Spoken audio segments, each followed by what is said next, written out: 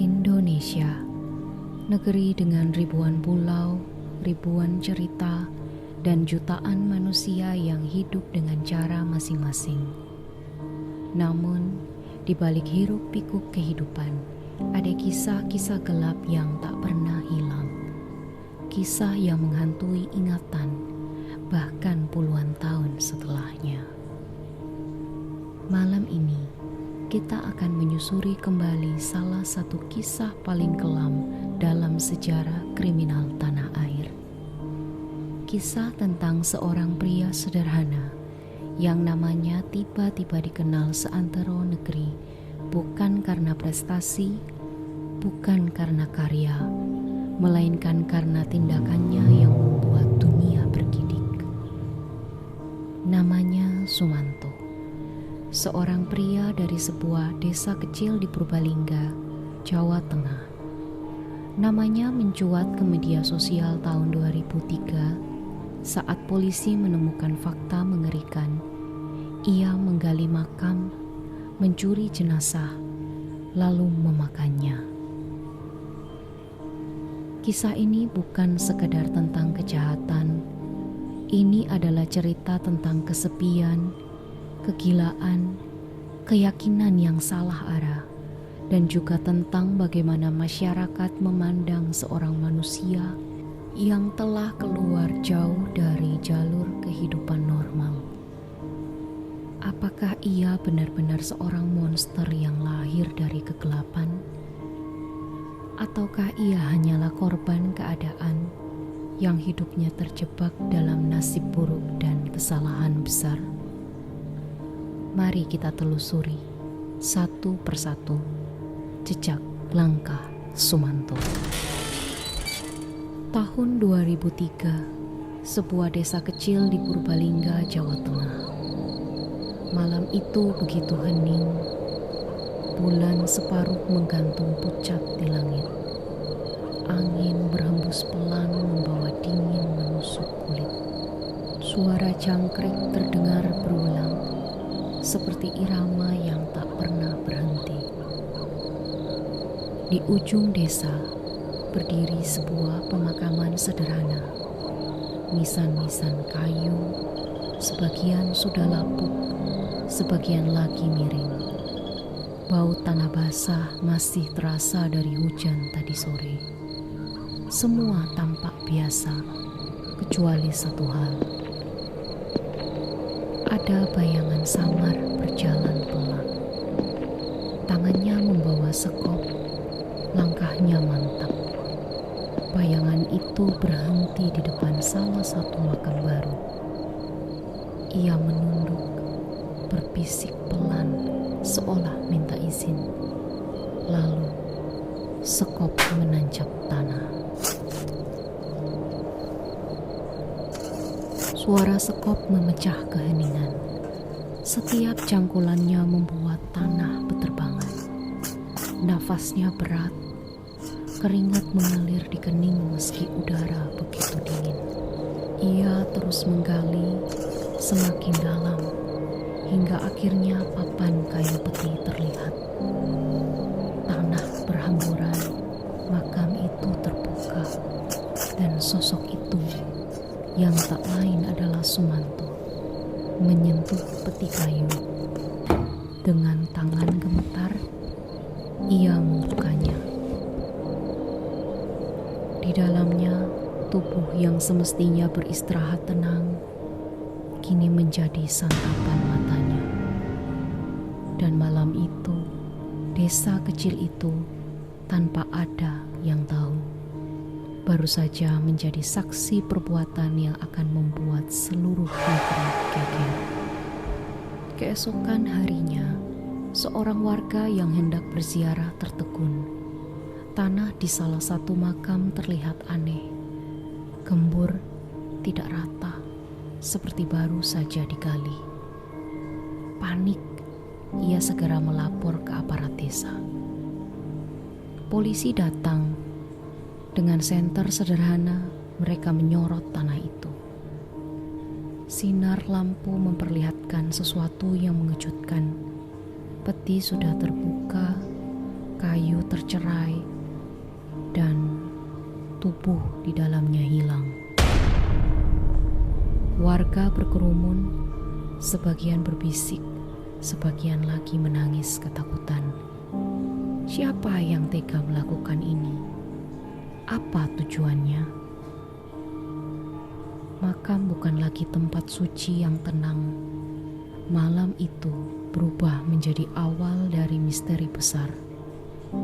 Polisi tahu ini bukan ulah binatang liar, ini perbuatan manusia. Namun siapa? Tidak ada yang tahu, tidak ada yang berani menduga. Tak butuh waktu lama, polisi bergerak cepat. Jejak tanah, keterangan saksi, hingga perilaku mencurigakan seseorang di desa mengarah ke satu nama, Sumanto. Ia pun ditangkap. Di ruang interogasi, seorang pria kurus duduk tertunduk. Tangannya gemetar, matanya kosong.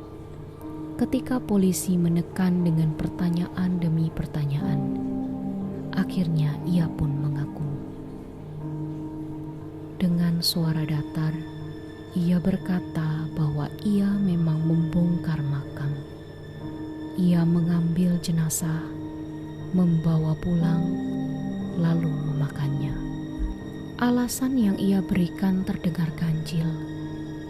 Ia berkata bahwa itu bagian dari kepercayaan yang ia yakini, bahwa dengan memakan daging manusia, ia bisa memperoleh kekuatan. Apakah itu sekedar alasan? Atau memang keyakinan yang salah arah? Tidak ada yang tahu pasti. Yang jelas, pengakuan itu membuat semua orang merinding. Kabar itu menyebar lebih cepat dari api yang menyambar ilalang kering. Warga desa gempar. Ada yang tidak percaya, ada yang marah, ada pula yang hanya bisa menangis. Desa kecil yang biasanya damai kini mencekam. Anak-anak kecil dilarang keluar malam. Perempuan tak berani melewati jalan sunyi sendirian. Nama Sumanto berubah menjadi momok, seorang manusia yang dianggap sudah bukan manusia lagi. Orang-orang mulai bertanya, bagaimana bisa seorang tetangga, seorang warga yang mereka kenal melakukan hal sekecil itu? Apakah ia kerasukan? Apakah ia gila?